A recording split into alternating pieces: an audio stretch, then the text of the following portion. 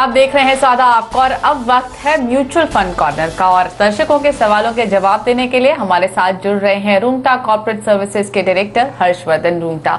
बहुत बहुत स्वागत है आपका सीएनबीसी आवाज पर। सबसे पहला सवाल लेते हैं यहाँ पर गोवा से चंद्रशेखर सिंह ने हमें फोन किया है। नमस्कार चंद्रशेखर सिंह जी, बताइए क्या सवाल है आपका। रिलायंस इक्विटी अपॉर्चुनिटीज और 3000 मैडम। ओके।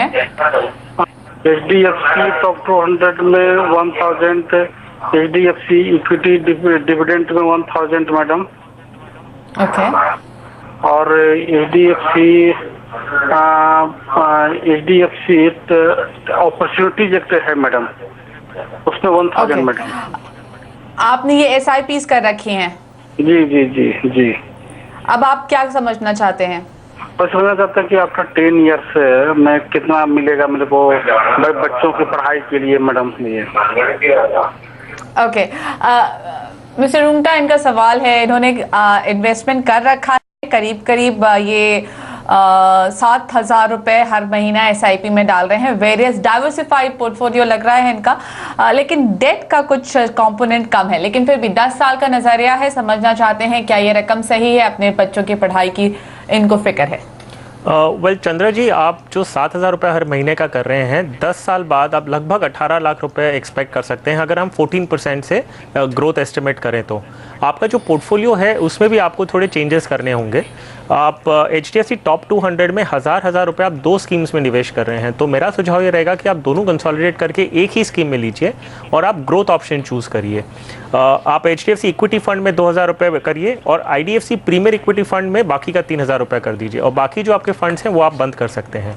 आपको ये समझना ज़रूरी है कि आप ग्रोथ ऑप्शन चूज़ करें, क्योंकि आपकी जो रिक्वायरमेंट है वो 10 साल बाद एक साथ आपको पढ़ाई के हिसाब से चाहिए। तो आप जो डिविडेंड ऑप्शन चूज़ करके रखें हैं वो आपके लिए फ़ायदेमंद नहीं होगा। आपको एक ग्रोथ की अपॉर्चुनिटी नहीं मिलेगी, एक पावर ऑफ कंपाउंडिंग का जो बेनिफिट्स हैं वो आप नहीं ले पाएंगे। सो आप ग्रोथ ऑप्शन चूज़ करिए और इन 3 फंड्स में अपने पैसे डिवाइड कर लीजिए और आप इस तरह अपना इन्वेस्टमेंट करते रहिए। 10 साल बाद आपको लगभग 18 लाख रुपए के आसपास इकट्ठा हो जाना चाहिए। ऑलराइट, इस तरह से आपको थोड़ा सा रीजक करना पड़ेगा अपना पोर्टफोलियो और डिविडेंड की बजाय ग्रोथ जो फॉर्मेट है उसमें उसे आपको फॉलो करना चाहिए। हमारे साथ अगले दर्शक शेखर तांबे हैं मुंबई से। शेखर जी नमस्कार। यस नमस्कार। हाँ जी, बताइए sir.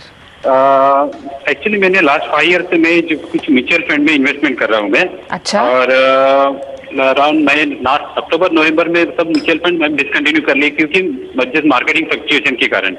Okay. But target is that 75 rupees for my son education after 10 years. 10 साल बाद 75 लाख। हाँ यस 75 लाख। तो अभी जो मेरे पास म्यूचुअल फंड मैंने जो पोर्टफोलियो आपको भेजा हुआ है, तो फर्स्ट क्वेश्चन ये है कि जो म्यूचुअल फंड अभी भेजे हुए whether I will stay with in the same mutual fund. अच्छा। और उसको शिफ्ट अदर म्यूचुअल फंड में शिफ्ट हो जाऊँ, ठीक है। क्या कर लूँ जैसे एग्जिस्टिंग पोर्टफोलियो के। जिस तरह से आपने कहा कि नवंबर में पैसे लगाने बंद कर दिए थे, अब आप शुरू कर देंगे फिर अगले महीने से? Yes yes yes. ओके, चलिए।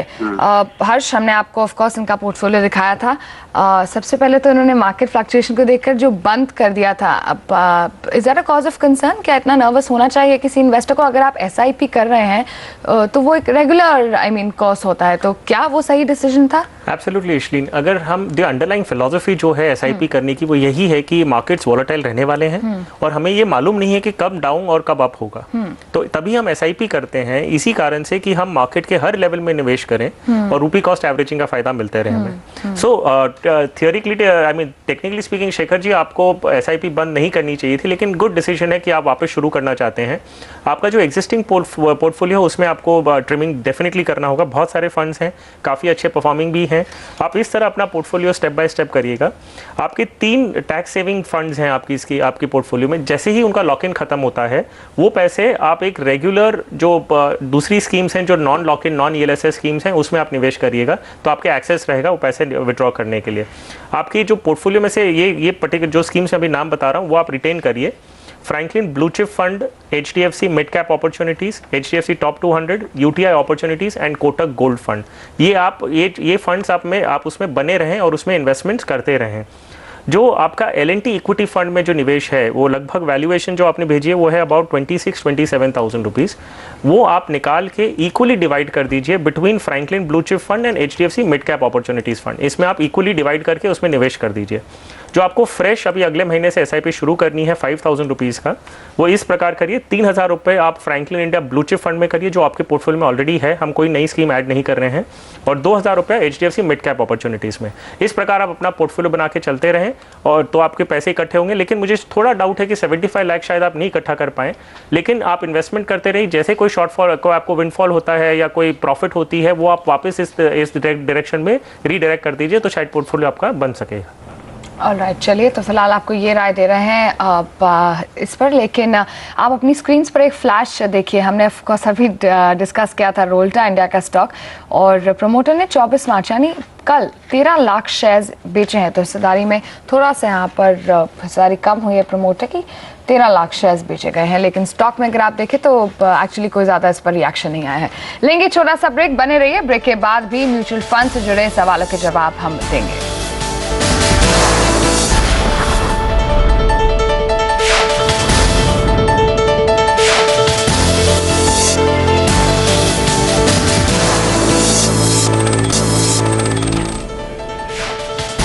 आप देख रहे हैं ज़्यादा आपका, और हम बात कर रहे हैं म्यूचुअल फंड कॉर्नर की। इस वक्त हमें ईमेल से कुलदीप सिंह ने सवाल पूछा है। वो हरियाणा से हैं, 5,000 रुपये हर महीने इन्वेस्ट करना चाहते हैं, समझना चाहते हैं कहाँ निवेश करें। उनके पास LIC जीवन सरल पॉलिसी है और उनके पास EPF अकाउंट भी है। वो समझना चाहते हैं कि अब म्यूचुअल फंड्स में निवेश करना चाहते हैं, क्या करें, और साथ ये भी समझना चाहते हैं कि ELSS और PPF में क्या डिफरेंस है, किस तरह से वो अपना निवेश शुरू करें। उनका जो टारगेट है वो 20 साल में 30 लाख रुपए कमाना चाहते हैं। हर्षवर्धन, क्या सलाह होगी इनके लिए? वेल मुग्धा, इनका जो हम पोर्टफोलियो और इनका प्रोफाइल देखें तो अभी तक जो भी इनके इन्वेस्टमेंट्स हैं वो डेट में है। जीवन सरल पॉलिसी ले लीजिए या EPF ले लीजिए, ये सब इनका डेट का प्रोडक्ट है। इनका टारगेट जो है वो 20 साल आगे है। सो डेफिनेटली एक ऑप्शन इनके पास जो है वो है इक्विटी म्यूचुअल फंड्स। उसमें अगर ये SIP के जरिए अगर निवेश करते हैं तो इनका एक पोर्टफोलियो बन सकता है, और लॉन्ग टर्म में हमने देखा है equities have given better return than all other asset classes. So इनका एक जो क्वेरी में एक जो उन्होंने बताया था कि इनके पास कोई एक्सेस नहीं है और ये कुछ भी म्यूचुअल फंड्स के बारे में जानते नहीं हैं। सो ये एक थोड़ा कॉज ऑफ कंसर्न हो जाता है कि अगर इनके पास कोई है भी नहीं जो इन्हें गाइड कर सके और जो मॉनिटर कर सके और जिन्हें हेल्प कर सके इन्वेस्टमेंट करने के लिए, स्पेशली इन प्रोडक्ट जो वो समझते नहीं है, तो थोड़ा मुश्किल आगे जाते हुए हो सकता है। लेकिन ये अगर एक तरीका आजमा सकते हैं कि ये HDFC म्यूचुअल फंड की वेबसाइट पे जाके इनकी ब्रांच, म्यूचुअल फंड की branch, not bank, not HDFC bank, mutual fund की ब्रांच या आइडेंटिफाई कर सकते हैं इनके सिटी या लोकेलिटी में कौन सी है। हम स्कीम का नाम बता देंगे इन्हें, तो ये जाके सिर्फ वो स्कीम में निवेश करें, वो बाकी कंसल्टेशन नहीं लें। सो HDFC index fund Sensex plan, ये फंड में ये पूरा 5,000 रुपये निवेश कर सकते हैं। HDFC म्यूचुअल फंड की ब्रांच में जाके ये वहाँ पर KYC और सब फॉर्मेलिटीज़ कंप्लीट करके निवेश शुरू कर सकते हैं। अगर इनके जो सिटी है वहाँ पर HDFC म्यूचुअल फंड की ब्रांच नहीं है, तब ये HDFC बैंक में जा सकते हैं और वहाँ पे इंसिस्ट करें, वहाँ पर जाके कि उन्हें म्यूचुअल फंड में ही निवेश करना है। हो सकता है कि इन्हें यूलिप पॉलिसी समझाई जाए, इन्हें और कोई दूसरे ऑप्शंस दिखाए जाएं।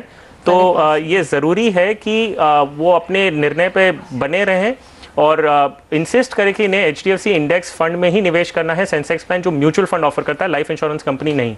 तो उस प्रकार से ये अपना निवेश कर सकते हैं। और क्योंकि इंडेक्स फंड में है, इन्हें मॉनिटर करने की भी जरूरत नहीं होगी, इन्हें ट्रैक करने की जरूरत नहीं होगी। सिर्फ सिंपली 20 साल तक बने भी रहेंगे इसमें हर महीने SIP के जरिए, तो इन्हें कोई नुकसान नहीं होगा और ये इक्विटी में पार्टिसिपेट कर पाएंगे। बिल्कुल, एक इंपॉर्टेंट पॉइंट जो हर्ष ने कहा कि यूलिप पॉलिसीज अगर आपको समझाई जाए तो उससे आपको दूर रहना होगा। लेकिन हर्ष, इनका जो टारगेट है 20 साल में 3 लाख घर खरीदने के लिए, क्या वो आपको लगता है कि 30 लाख एग्जैक्टली और उनको 20 साल में वो चाहिए, आपको लगता है कि वो टारगेट अचीव कर पाएंगे? इनफैक्ट अगर हम पावर ऑफ कंपाउंडिंग देखें 14% से हम कैलकुलेट करें तो ये 30 लाख से सरपास कर लेंगे। 30 lakh is very easily achievable.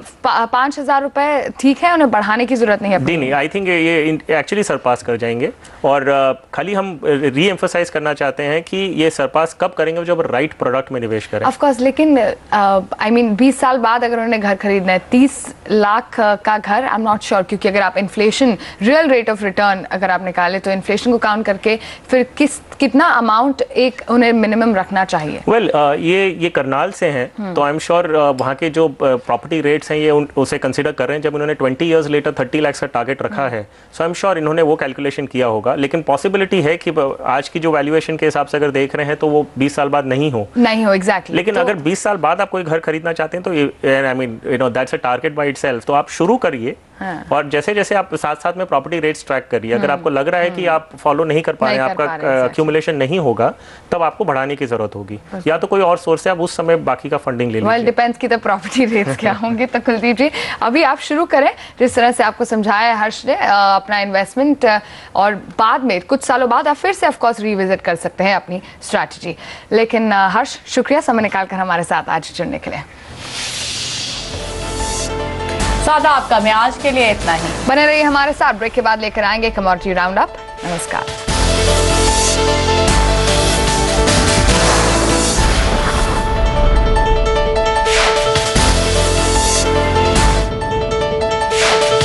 MCX Stock Exchange, India's new stock exchange presents सौदा आपका।